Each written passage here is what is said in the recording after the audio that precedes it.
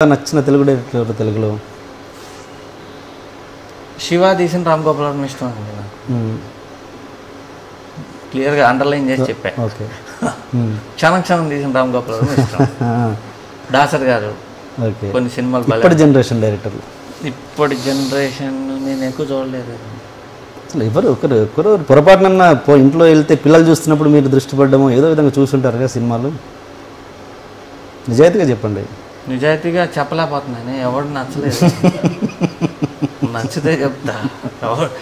ఎంత ఆలోచించినా రావట్లేదంటే మీ friends circle at least Krishna Vamsi గారు, కృష్ణవంశీ ఇప్పుడు వాళ్ళందరూ నా ఫ్రెండ్స్, నాకు ఇష్టం. వివి వినాయక్ అంటే నా ఫ్రెండ్. ఆయన సినిమా ఎట్టున్నా నాకు బాగా ఆడాలని ఉంటుంది. కృష్ణవంశీ నా ఫ్రెండ్, ఆడాలని ఉంటుంది నాకు. రాజమౌళి మంచోడు, అసలు ఆయన ఆడాలనే ఉంటుంది, నాకు ఆడకూడదని ఉంటుంది. మర్చిపోయి మీరు ఆ మధ్య మహేష్ బాబు 1 చూసి చాలా బాగుంది. సుకుమార్ మంచి మేకర్ మరి చెప్పాలి కదండి మీరు. అలాంటివి చెప్తే ఇప్పుడు మీరు అందరు మళ్ళీ ఇప్పుడు ఇంటర్వ్యూతో మళ్ళీ శత్రువులను వెనకేసుకుంటారు, నా సినిమాలు చూడట్లేదు అయినా అని. సుకుమార్ మంచి maker. He tried something 100% love కానీ అవి. చిరంజీవి గారు 150 సినిమా తీస్తున్నారు కదా.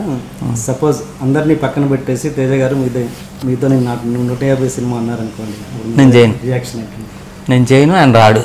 వాస్తవంలో ఉందా నన్ను అడగదు ఆయన. ఫస్ట్ సపోజ్ అడిగి ఉంటే ఏంటి మీ ఆన్సర్? నేను చేయను.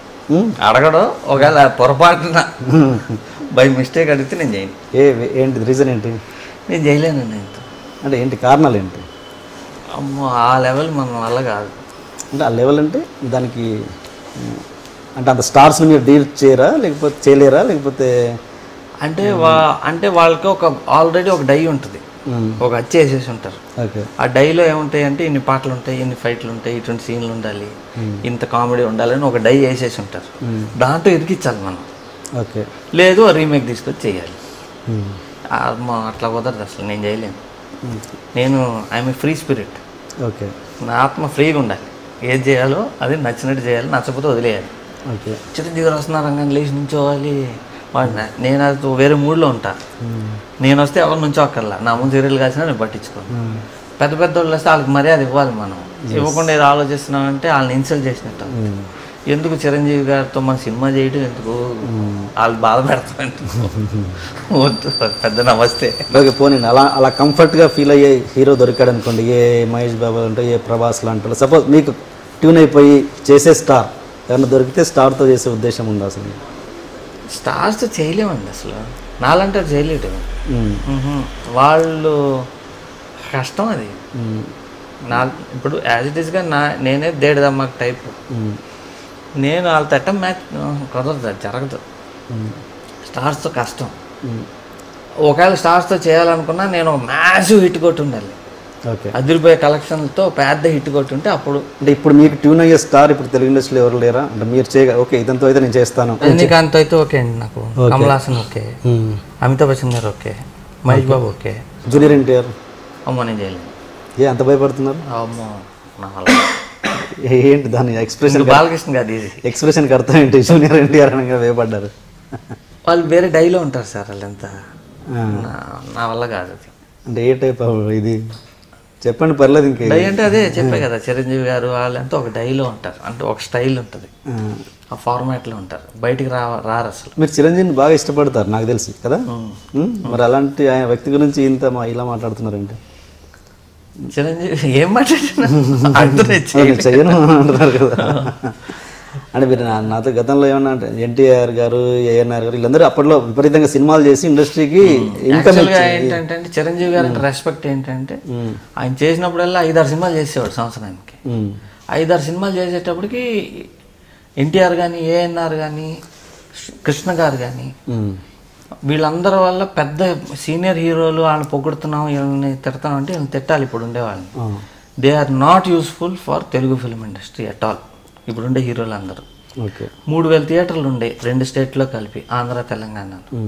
ఇప్పుడు 1800కి వచ్చేసినాయి. ఇంకా కళ్యాణ మండపాలుగా ఈ ఇయర్ మళ్ళీ ఒక 20 మారిపోయినాయి. ఎందుకంటే సినిమాలు ఫీడింగ్ లేదు.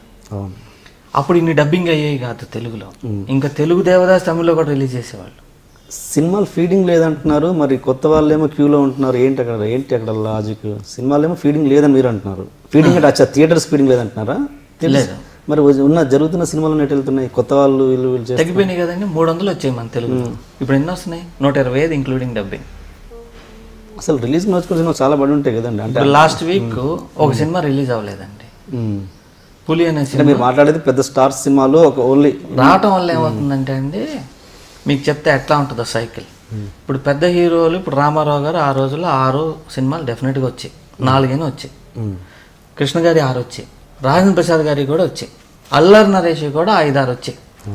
వీళ్ళు రావటం వల్ల ఏమవుతుందంటే అండి, అన్ని నెంబర్ ఆఫ్ ప్రొడ్యూసర్స్, అంతమంది ఎంప్లాయీస్, సినిమాకి 50 మందిని వేసుకోండి, అన్ని ఫ్యామిలీస్ బతుకుతాయి. ఇది డిస్ట్రిబ్యూషన్కి వెళ్ళేటప్పటికి ఏమవుద్ది అని అంటే, డిస్ట్రిబ్యూటర్స్ కొనుక్కుంటారు, అన్ని థియేటర్లో రిలీజ్ అవుతాయి, థియేటర్లో ఉండే 100 స్టాఫ్కి పని వస్తుంది, పోస్టర్లకి పని వస్తుంది. ఇది మొత్తం ఒక ఎకానమీకి ఒక స్పీడ్ వచ్చేది. ఇప్పుడు ఏమైపోయింది, సినిమాలన్నీ తగ్గిపోయినాయి. మహేష్ బాబు సంవత్సరానికి ఒకటి, పవన్ కళ్యాణ్ 2 ఏళ్ళకి ఒకటి, చిరంజీవి గారు మధ్యలో చేయలే. దీనివల్ల ఏమైపోతుంది అని అంటే మొత్తం తగ్గిపోయినాయి. ఈ సినిమాలు తగ్గేటప్పటికి ఏమైపోయిందంటే ఆడియన్స్ థియేటర్లకు రావడం తగ్గించారు. తగ్గేటప్పటికి టికెట్లు కట్ అవ్వడం తగ్గిపోయింది, థియేటర్లు తగ్గిపోయినాయి. ఈ థియేటర్లు రన్ చేయడం తెలియక తీసుకెళ్ళి లీజుకి ఇస్తున్నారు. లీజుకి ఇచ్చేసేటప్పటికి ఇప్పుడు సినిమాలు తక్కువ రావడం వల్ల లీజుకి ఇస్తున్నారు. లీజుకి ఇచ్చేవాడు సేఫ్ ప్లే చేయాలి కాబట్టి పెద్ద హీరోల సినిమాలే వేస్తున్నాడు, చిన్న సినిమాలకు దొరకట్లా. చిన్న సినిమాలు ఎప్పుడైతే ఆడవో, చిన్న సినిమాలకి ఎప్పుడైతే థియేటర్లు దొరకవో, ఎప్పుడైతే ఆడవో, కొత్త టెక్నాలజీ రాదు, కొత్త కథకులు రారు, కొత్త యాక్టర్లు రారు, ఇండస్ట్రీలోకి కొత్త టెక్నీషియన్స్ రారు. రాకపోయేటప్పుడు పాత సినిమాలు మళ్ళీ తిరుగుతూ ఉంటాయి. ఇది ఇండైరెక్ట్గా ఇప్పుడు తెలుగు సినిమా స్టేల్ అవ్వడానికి కారణం ఏంటి అని అంటే, పెద్ద హీరోలు ఎక్కువ సినిమాలు చేయకపోవటం. ఎక్కువ చేయాలి, బడ్జెట్. మీరు అన్నట్టు బాలీవుడ్లో కూడా పెద్ద హీరోలు ఎక్కువ సినిమాలు ఏం చేయట్లేదు, ఈ ఇయర్కి ఒక్కటే చేస్తున్నారు వాళ్ళు. అక్కడ ఏమైందంటే అండి, మల్టీప్లెక్స్ కార్పొరేట్ కల్చర్ వచ్చేసింది. సో వాళ్ళు ఏం చేస్తున్నారంటే, పెద్ద హీరోతో సినిమా చేస్తున్నారు, సైమల్టేనియస్గా చిన్న సినిమాలు కూడా చేస్తున్నారు. సో పెద్ద సినిమాలు ఏంటి, 6 నెలలు ముందే స్లాట్ వేసేస్తారు, ఏ మంత్ ఏ సినిమా రావాలి, గ్యాప్ల్లో చిన్న సినిమాలు ఎప్పుడు రావాలి. ఇక్కడ ఏమవుతుందంటే, మేమంతా రెడీ అయిపోతాం, చిన్న సినిమా రెడీ అని, రిలీజ్కి వెళ్ళిపోతుంటే బాహుబలి వస్తుంది అంటారు, ఆపేస్తాం. ఆపేసి నాకు రావట్లేదండి, తూచ్ నెక్స్ట్ మంత్ 10th వస్తుంది అనగానే గబగబా వేద్దామా వద్దా, వెయిటింగ్. ఇప్పుడు ఈ పెద్ద హీరో సినిమాలన్నీ ఎప్పుడు వస్తాయి ఎప్పుడు వెళ్తాయి తెలియట్లా, చిన్న సినిమాని చంపేస్తున్నారు. ఇది డేట్లు కూడా ఫిక్స్ లేక. బాంబే ఇస్ వెరీ కల్చర్డ్, అసలు తెలుగు ఇండస్ట్రీ మీరు కంపేర్ చేయక్కర్లేదు అట్లా. ఇప్పుడు ఈ మినీ థియేటర్స్ వల్ల ఏమన్నా ఉపయోగం ఉందంటారా? అసలు దానివల్ల ఇంకా చిన్న సినిమాలు ఐడియా, అసలు ఐడియా ఎవరిది, అసలు ఐడియా వర్కౌట్ అయ్యే ఐడియానా? చిన్న సినిమా, చిన్న ఆడిట్, మినీ థియేటర్స్ అంతా సొంత ఐడియా అది. అసలు కొంతమంది సొంటలు, కొత్త వాళ్ళకి పాపం థియేటర్స్ దొరకట్లేదు కదా, ఇలాంటివి కనీసం ఇలాంటి ఐడియా వస్తే దాంట్లోనే వీళ్ళు వేసుకుంటారు కదా. ఇంకా చచ్చిపోద్దండి సినిమా. ఎట్లా అంటే, వీళ్ళు స్క్రీన్ చిన్నది చేస్తారు, చిన్న థియేటర్ అయ్యేటప్పుడు స్క్రీన్ చిన్నది అవుతుంది. స్క్రీన్ చిన్నది అయ్యేటప్పటికి మీ ఇంట్లో ఉండే టీవీ కంటే కొంచెం పెద్దది, దానికి ఎందుకు వెళ్ళటం, పైరసీ వచ్చినాకో ఎప్పుడో టీవీలో వేసినప్పుడే చూసుకోవచ్చు కదా, అంత చిన్న బొమ్మకి మేము ఎందుకు వెళ్ళాలి అనుకుంటాం. పెద్ద స్క్రీన్ వేసాడు అనుకోండి, ఆడిటోరియం పెద్ద అయిపోద్ది, వాడికి వర్కౌట్ కాదు. సో థియేటర్కి వచ్చే జనం ఇంకా తగ్గిపోతారు. ఫస్ట్ టెక్నిక్ వైజ్ చెప్తా, సినిమా స్క్రీన్ డిటిఎస్, డాల్బీ అంటారు. చాలా మందికి తెలియదు ఏంటంటే, స్క్రీన్ ఇంత ఉందనుకోండి, లెఫ్ట్ సెంటర్ రైట్ 3 స్పీకర్లు ఉంటాయి. సో హీరో నడుచుకుంటే ఇలా వస్తుంటే లెఫ్ట్ నుంచి రైట్కి డైలాగ్ మారుతుంది. చిన్న స్క్రీన్ ఉంటే ఎలా మారుతుందండి, 3 స్పీకర్లు పక్క పక్కన ఉంటాయి. దీని గురించి చిన్న స్పీకర్లు పెట్టలేరు కదా. ఫస్ట్ ఆఫ్ ఆల్ మన వాళ్ళు అలాంటి సినిమాలు చేయాలి కదా, అంత సౌండ్ ఎక్స్పీరియన్స్ చేసే అంత గొప్ప సినిమాలు మన వాళ్ళు చేసినప్పుడు కదా మీరు అన్న థాట్. చేస్తామండి, అట్లానే ఉంటాయి. ఇప్పుడు చాలా యాక్షన్ ఫిల్మ్స్ అన్నిట్లో బాగా చేస్తారు సౌండ్. తెలుగులో సౌండ్ మిక్సింగ్ బాగుంటుంది. ఓకే, ఆ స్పాన్ ఉండదు, అన్ని పక్క పక్కన వచ్చేటప్పుడు సినిమాకి స్పాన్ పోతుంది. అసలు వరల్డ్ వైడ్ ఐమాక్స్ స్క్రీన్ పెద్ద సక్సెస్. ఓకే, ఐమాక్స్ స్క్రీన్ అంటే బిగ్ స్క్రీన్ బాగా సక్సెస్ అయింది. ఇప్పుడు వరల్డ్ అంతా పెద్ద స్క్రీన్కి వెళ్తానికి ట్రై చేస్తున్నప్పుడు మనమేమో చిన్న స్క్రీన్కి వెళ్తానికి ట్రై చేస్తాం.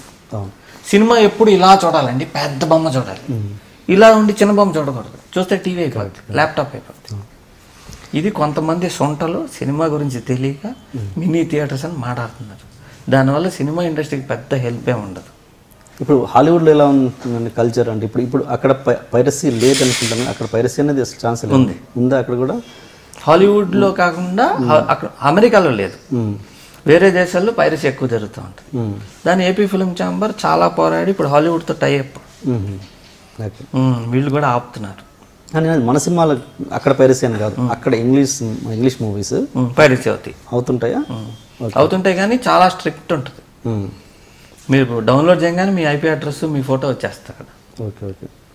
అసలు దీన్ని అసలు కంట్రోల్ చేసే ఎవరికి ఇది లేదంటారా? అసలు ఎట్లా అంటే చూసే వాళ్ళని బట్టి ఉంది. చూసే వాళ్ళ నుంచి ఎలాగో జరగదు, అది ఇంపాసిబుల్. ఇంకా అథెంటిక్గా ఏమన్నా చేసే ఛాన్స్? దొంగతనం చేసినాడు ఇది కాదు అసలు. దొంగతనం ఆడు ఎప్పుడు చేస్తున్నాడు? కొనుక్కునేవాడు ఉన్నాడు కాబట్టి. ఇప్పుడు బంగారం దొంగతనం చేశాడు, కొనేవాడే లేడు అనుకోండి, అది చేయడు అంతే. సో చూసే వాళ్ళ వల్లే అది వస్తాను. అది ఎప్పుడు మారలేండి ఇంకైతే. అంతే. తగ్గుద్ది. ఎలా తగ్గుద్ది? యుఎస్లో ఆగిపోయింది, యూరోప్లో ఆగిపోయింది పైరసీ. ఎలా ఏమన్నా రీజన్స్ ఉన్నాయి దానికి? ఎలా అంటే ఇప్పుడు ఏమైందంటే ఇప్పుడు కొత్తగా వచ్చే ల్యాప్టాప్లు, ఐఫోన్లు పైరసీ ఏం చేసినా మీ ఫేస్ వచ్చే ఫేస్ కెమెరా ఉంటుంది దాంట్లో. ఓకే. సో యూజర్స్ ఫోటో వచ్చేస్తుంది అక్కడ. తీసేస్తాడు, కెమెరా తీసేస్తాడు.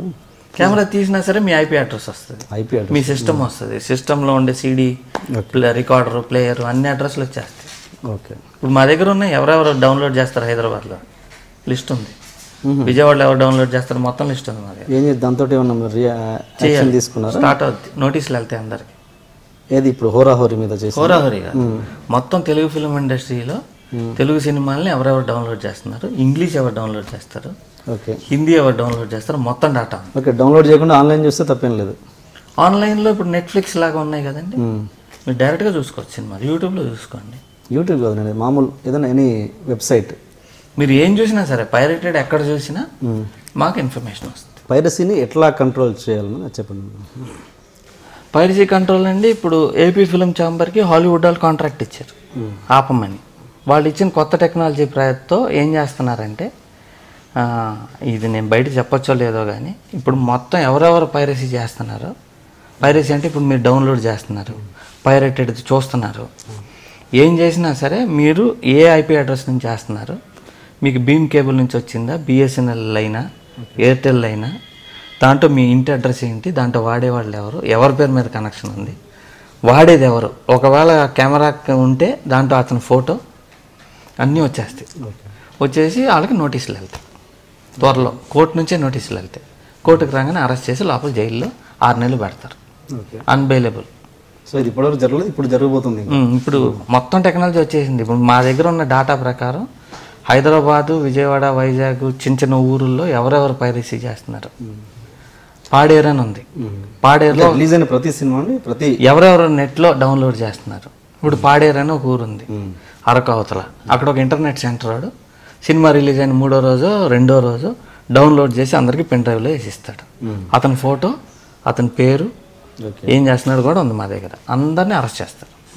ఇంట్లో చూసేవాళ్ళు తెలుగు మూవీస్, తెలుగు, హిందీ, ఇంగ్లీష్. ఎవరు పైరసీ చేసినా ఇంకా తప్పించుకోవటం కష్టం. మీరు ఎట్లా నెట్ది ఎట్లాగైనా డౌన్లోడ్ చేసుకోగలుగుతున్నారు, ఎవరెవరు డౌన్లోడ్ చేస్తున్నారో వాళ్ళని పట్టుకోవటం కూడా అంత ఈజీ మాకు. నేను కాదు, చాలా స్ట్రాంగ్ ఆర్గనైజేషన్ ఉంది, ఫండెడ్ బై హాలీవుడ్.